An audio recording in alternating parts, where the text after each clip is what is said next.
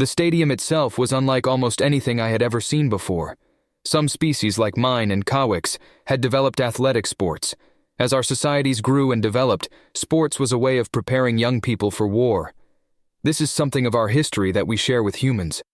However, most societies had abandoned sports long ago, and in my species it was generally expected that a young Dlamisa would stop playing when they became old enough to work.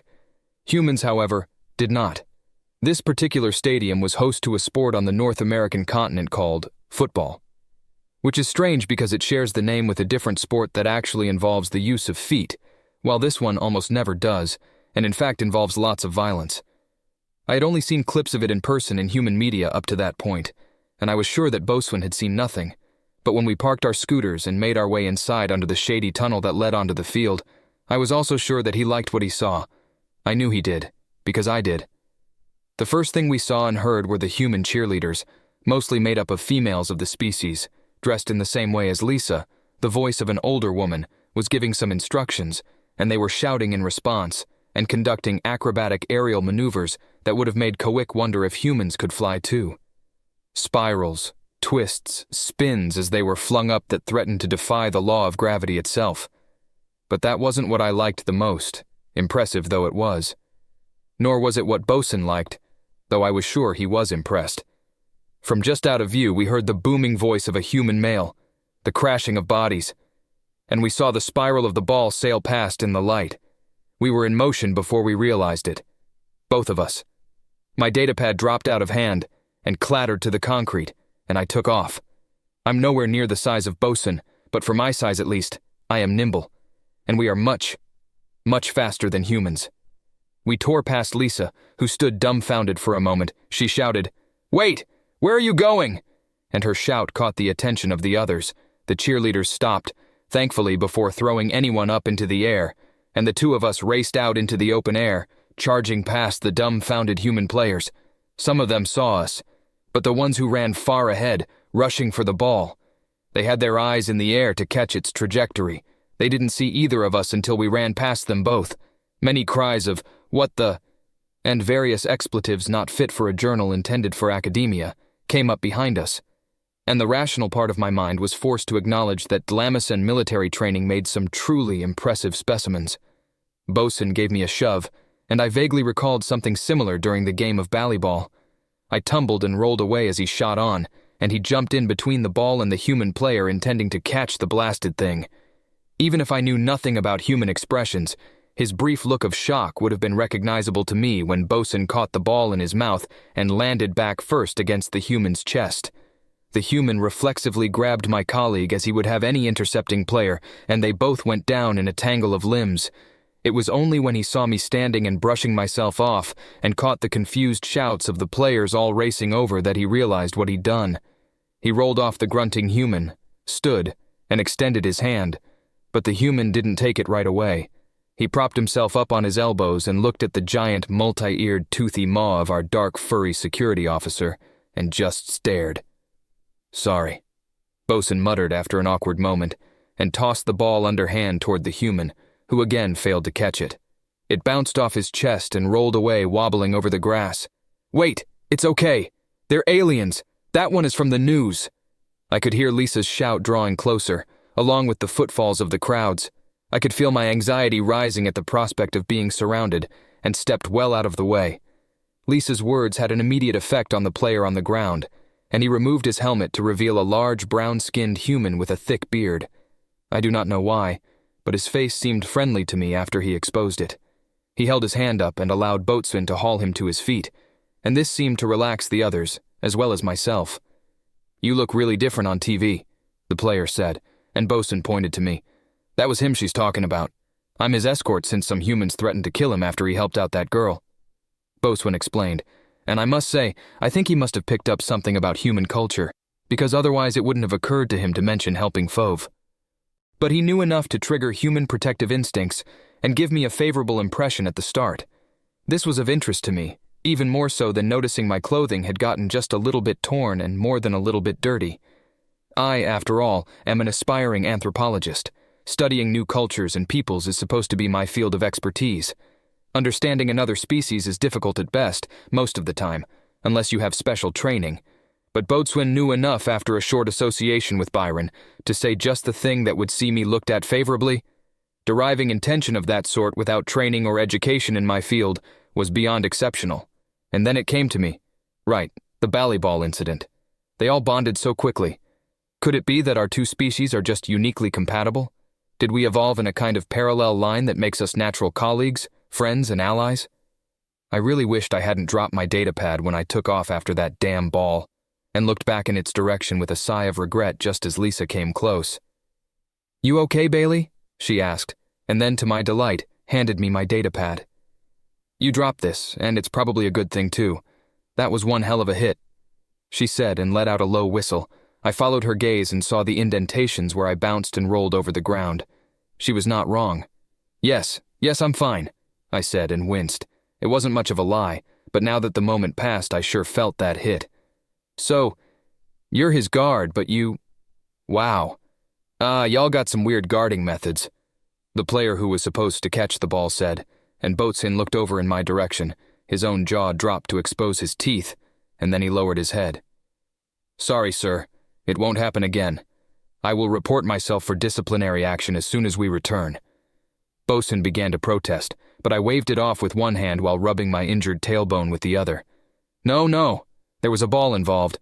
Don't worry about it," I said, and made sure to keep the path clear for the rest of the humans to approach. The flurry of questions from cheerleaders and players came on like a storm. Again and again, Boatswain had to point out that I was the one from the Battle of Waterland Park, but I did nothing to convince anyone either way. Frankly, I didn't want the attention. Attention meant crowds, and I wasn't a fan of that. But then came the other questions. "Why did you go after that ball? Are all of you that fast? Do you play football? Are you students here? Are you male or female? Do you even have females? What planet are you from?" We lost track of the questions, and I deferred to Boatswain to handle most of them, which he clearly didn't like. I suppose it was a little petty to leave it to him, but he was the one they were interested in, and I took in more from observing anyway. Getting out that I was the water boy for the team brought some amusement at least, and judging by the way they looked my now filthy self up and down, I think they decided that was the best job for me, and for the same reasons as themselves, I agreed. Boatswain proved a big hit, and their practice was briefly given an impromptu pause while Lisa took my arm and began to lead me away. "Over here, let's get you cleaned up, and I'll show you where the supplies are." She flashed me a playful, broad, and toothy smile, then said, "Try not to get distracted this time. If I don't give you a promise, then I can't break it." I answered with an old saying of my people, which she seemed to neither accept nor reject while we shuffled off back the way we'd come, leaving Boatswain to deal with the football team on his own. He seemed not to mind at least, but even if he had, petty as it was, he caught the ball, so the least he could do is handle that much. At this point, I realized something. I have barely spoken of what Lisa looked like, at least in my first edition. As this writing takes place in the second edition, with memories somewhat faded with time, and with the virtual stack of requests for more information that I received since the first publication, I can only promise to do my best. Lisa's hair was a blend of autumn leaves. That is the best way to describe it. If this is confusing, and I am sure it is, I must explain something about human vanity. They're very visual creatures, humans. How they expose their skin and how they conceal it says a lot about individual self-expression.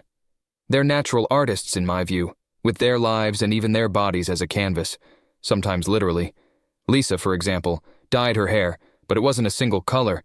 Rather, she dyed it in such a way that the splotchy pattern made her hair look quite literally like leaves, at least when she stood still. With hues of orange, red, and gold, when the breeze picked it up, the light glinted and reflected off the sheen, and it was like watching leaves sway in branches. Her face, at least in its shape, reminded me of an apple, with smooth contours, and her lips were neither thin nor thick, though they almost popped from her use of red lipstick. I remember her eyes very clearly, being that they were hazel and studious. If I were to compare them to anyone else, they reminded me of Michael, not in color, but with the same studious intensity, studying things around her. When she walked, it was with a kind of confident and sure-footed strut, and I was hard-pressed to imagine her without that smile on her face, even when she appeared to be deep in thought. "Come here," she said when we reached the opening into the field. There was a door close by that led into a side room. The door had a simple handle with no evident lock, and it swung open soundlessly. She led me within, where I found a surprisingly large room with lockers, sinks, and toilets. Jerseys with the Cardinals logo were stacked in a tall mesh hamper, along with the form-fitting half pants that the team wore. Lisa led me over to a countertop that, if I am being honest, could have used a cleaning. "Aren't you supposed to be practicing?" I asked, and she shrugged it off. "Yeah, but this is fine. We don't get many alien visitors around here, and it seems everybody is distracted by you and your companion. We may get an extended practice, but that's all right. The buses run 24 hours per day, and I can ride share it if I don't feel like waiting. Now hold still," she said, and reached up to a red plastic box on the wall which was painted with a plus sign in the center. She opened it and revealed it to be a first aid kit, and when I caught sight of myself in the mirror, I understood why. "Are all your soldiers that big?" she asked. I knew this strategy. She was trying to distract me, but I went with it. "No," I said, and waited while she put some rubbing alcohol on a pad. "Brace yourself. If your nervous system is kind of like ours, this will probably sting." Lisa instructed me, and she began to rub around my eye. I had a few cuts, bruises, and a very small gash on my side. Presumably when Bosun slammed into me, one of his claws caught me too. I winced as the pain of the alcohol hit, but what else could I do but go with the moment? I answered her. "No, definitely not. Military Dlamacens go through extensive training. Most of them get some body augmentation too, and Bosun is embassy staff. That means he's a combat veteran, between drugs, training, and experience." I didn't even try to keep the note of pride out of my voice when I said, "Our soldiers are some of the best in the known galaxy. Unless somebody throws a ball," Lisa pointed out and dabbed a spot of blood from my side. I winced and snapped my jaw shut, exhaling hard through my nose, then replied, "Yes. Well, who could resist the lure of a thrown ball?" "Uh-huh," she answered me and began to wipe the disinfectant around my little injuries. "Does it hurt anywhere? Do you feel like anything is broken?" "No, thank you. I'll probably be sore for a day or two, but it'll be fine." I patted my side and suppressed another wince, but I had to ask, now that I watched the way she acted with confidence, patching up my injuries, the care she'd shown in making sure none of the alcohol got into my eyes, and even the precise placement of the fabric tape she finally slapped over the gash, which she ripped away after counting to 10, leaving the little sealant to stop the blood flow. It was all so seamless in its execution. "Where'd you learn how to do that?" I asked, while she put away the unused materials back into the box. She took a black felt marker and put a diagonal line from one corner to the next, then put it back on the wall. "I was in the military for a short time, but most of this comes from there." She jerked her thumb toward the door. "Cheerleaders are athletes. We're basically gymnasts without the equipment. Our bodies are our equipment, and sometimes equipment breaks." She chortled a little bit at that and said, "Plus, we spend a lot of time co-practicing with the players, the big babies." The fond way she said it suggested there was a game at play, and if it was one thing I noticed about humans, is that their games can be very strange. I cocked my head. It made her smile go bigger, and when I let some of my ears flop down, she elaborated. Mentally, I chose to name this expression of mine, Dlamisa interrogation technique number 1. It made humans happy, and happy humans were talkative, answering questions I didn't even ask yet, that they might not have answered if asked directly. Football was created so men could stay fit for war. It kept them manly, but it also leads to a lot of injuries.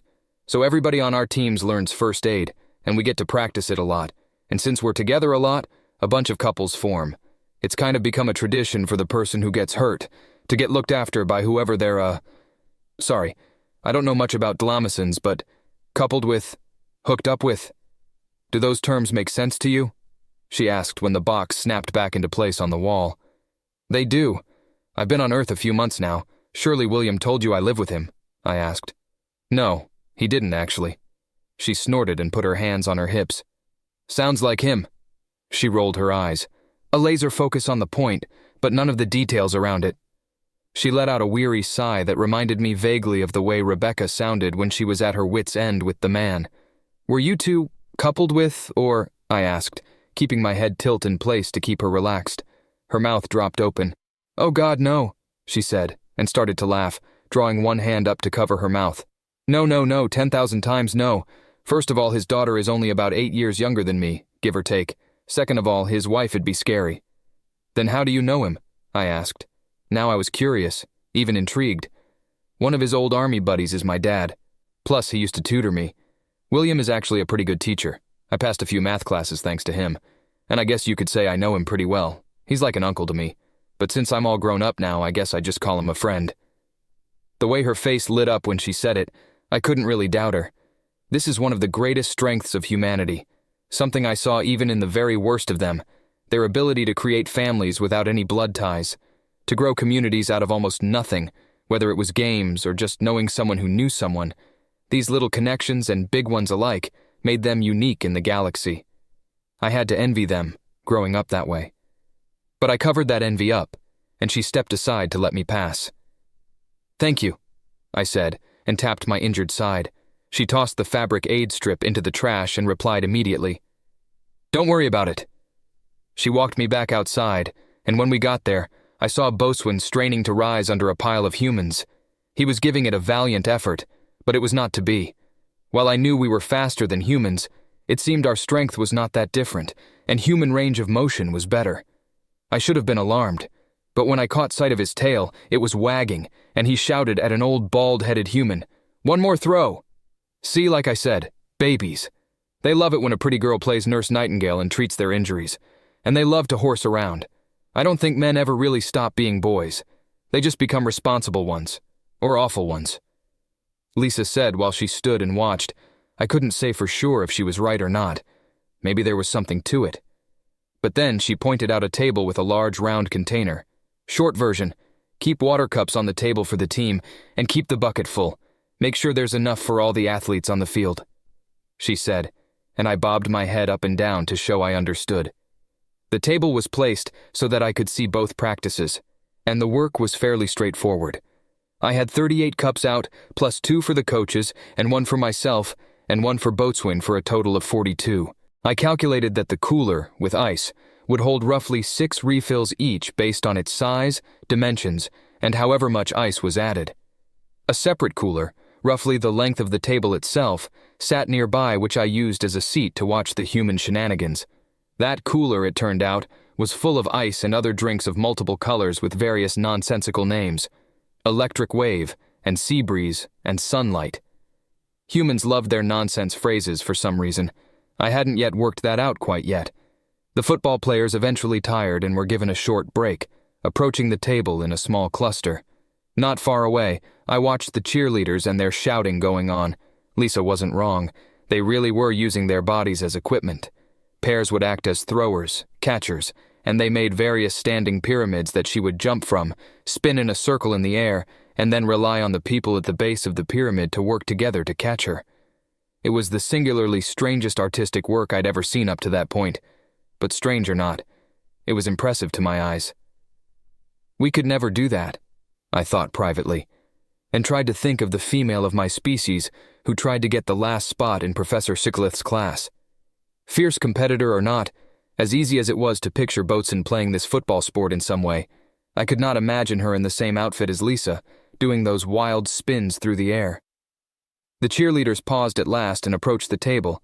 The football players moved aside to give them some room, and their stern-faced coach approached. She had the beginnings of gray hair, but they were spaced out among a still vibrant, fiery red. Her face had the start of wrinkles, and her lips were thin and even, neither frowning nor smiling. She was slender still, but age was slowly taking away her fitness, giving her the bare beginnings of a belly. In her hand she held a clipboard where I caught a glimpse of numbers in small boxes. I had to guess she was rating performances in people's roles, but I had no idea her criteria or how she scored so many. As soon as she approached the table, I knew one thing for sure. She was counting the cups. "Good," she said, and gave a prim, sharp nod down at me where I sat. "The last idiot thought athletes only meant them." She jerked her thumb toward the football players. "Then he was inefficient and very bad at his job," I said in my most professional academic tone. It was also one of the worst insults I could think of. Our language could definitely use more meaty human swear words. It's just a little too clean, I think. But in the moment, it seemed to delight the older woman in front of me. "Mavis," she said, and went around the table to shake my hand, leaving room for her team to get at the cups after she took one of her own. I wish the football players had stayed closer. I would have liked to know their reaction to her words about the previous water boy, but it was not to be. They were off on their own and hadn't been listening. It was a minor loss, I suppose. I stood and took her hand. I noted the calluses there, and she must have realized it, because she squeezed a little tighter, and I could have sworn I saw her lips turn up a little at the corners.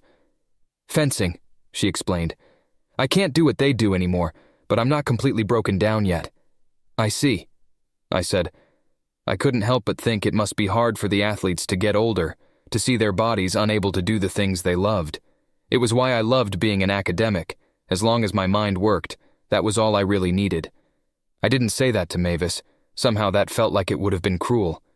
The cheerleaders were mostly of the female species of humans, but I did notice what I thought was a male or two among them, though it was hard to say with certainty, as some human body types are almost androgynous. But I could say that they were all young, no more than in their 20s. Mavis seemed to read my mind. This is a hard sport, and it doesn't take many injuries before you're done for good. But? She looked past me, up toward the sky. I recalled the way I'd seen Lisa seem like she herself might defy gravity for a few moments, like she would touch the endless blue above us all. "It's worth it," Mavis answered, then focused on me again. "Welcome to the team." The rest of the afternoon was like that, with Bosun thankfully willing to help me out since he was there anyway. I kept the water filled and the teams from being too thirsty. Honestly, I barely noticed the time passing until it was actually time to leave.